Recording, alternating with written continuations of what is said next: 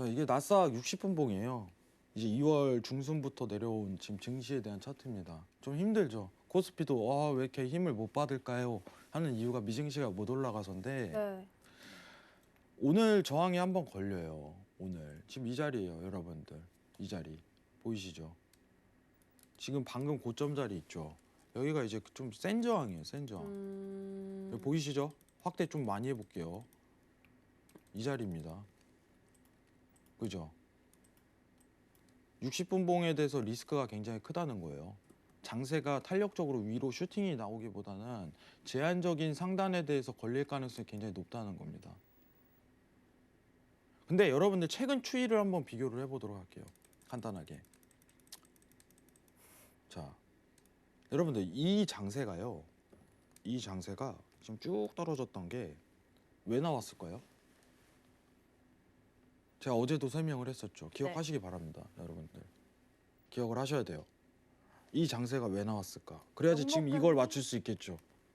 명목금리 마이너스 인플레이션은 실질금리다. 그죠.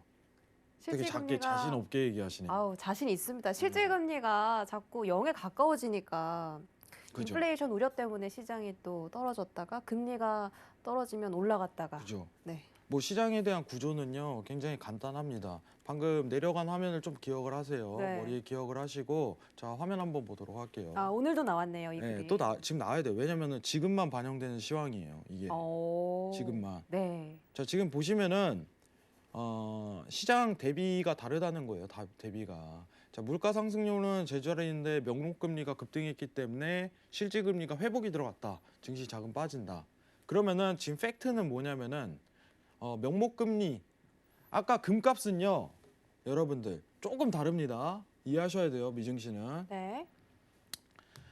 금값은 화면 다시 볼게요. 잠시만요. 자 다시 한번 보도록 하겠습니다. 자 금값은요 명목금리에 의해서 결정이 되는 거예요. 단순히 이거 하나에 의해서 결정이 되는 거예요. 이해하시겠죠? 근데 잠시만요. 근데 미증시는요, 여러분들 물가 상승률을 잠시만요. 제가 갑자기 웃음이 터져가지고 물가 상승률을 좀 갖지 마세요. 집중 좀 하겠습니다. 다시. 자 실질금리가 굉장히 중요한 시대인데 여러분들. 명목금리만 움직이는 거는 금값에 바로 반영이 되지만은 물가 상승률 대비로 측정을 하기 때문에 실질금리에 대한 움직임에 의해서 증시가 빠진다는 겁니다. 근데 지금 시장은요, 물가 상승률은 제자리인데 명목금리가 너무 급등하니까 증시가 빠지는 거다라고서 얘기를 하는 거죠. 여러분들. 이 부분이 팩트예요.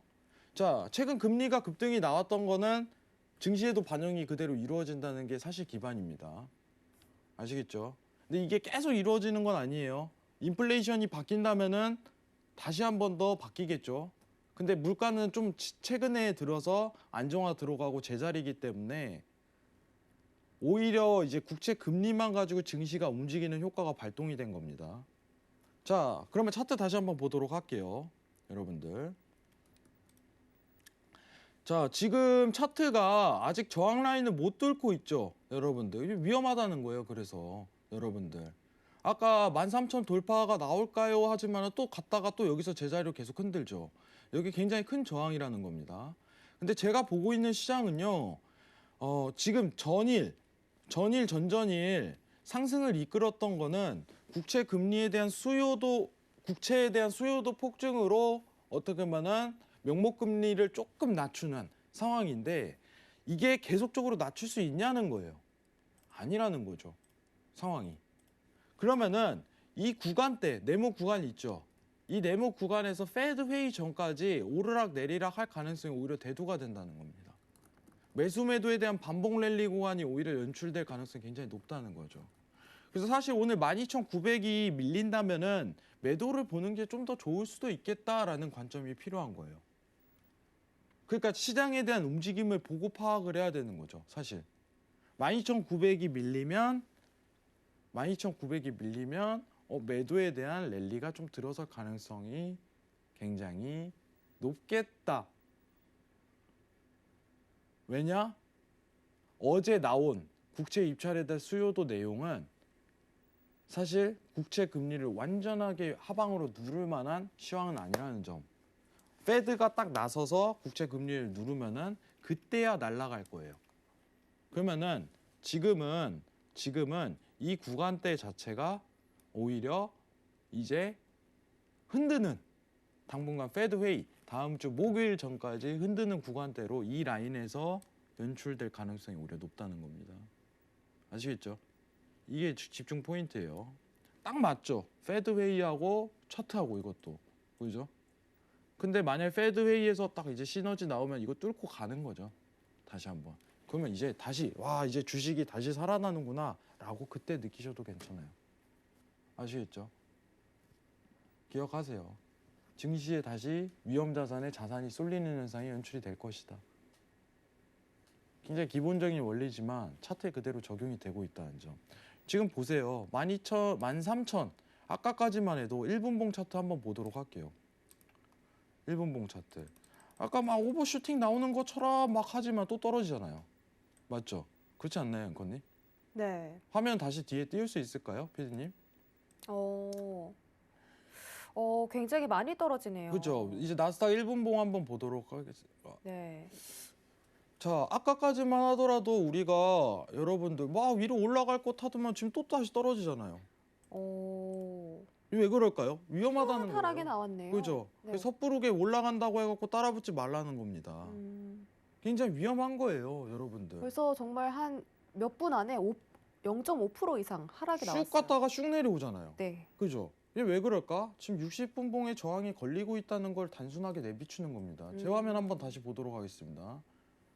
자, 이게 걸린다는 거죠. 지금 상황이 위에 13,000 구간에. 그러면은 진짜 하방폭으로 완전 변곡이 올라면은 지금 이 지지 라인 여기 지지 받네요. 지금 여러분 이 자리 보이시죠? 이게 완전 이탈이 나왔을 시 그때 매도세로 전향이 된다라고 판단하셔도 괜찮아요. 아시겠죠? 근데 이거는 밀릴 가능성 굉장히 높아요. 지금 단가상 보면은 저점 라인이 12,940인데 12,900까지 밀린다면은 이제 완전히 매도세로 전향이 됐다라고 해서 인지하시는 게 딱 좋습니다. 네. 아시겠죠? 이게 키포인트예요. 지금 차트에서는. 그래서 제가 관망 든 거예요. 위험하다. 오늘 더 붙을 가능성이 위로 더 슈팅 나올 가능성보다는 사실 안정화 페드 회의 전까지 이 파동에 대한 진폭이 제한적일 것이다. 이렇게 보시는 게 좋습니다. 아시겠죠? 기억하세요, 여러분들.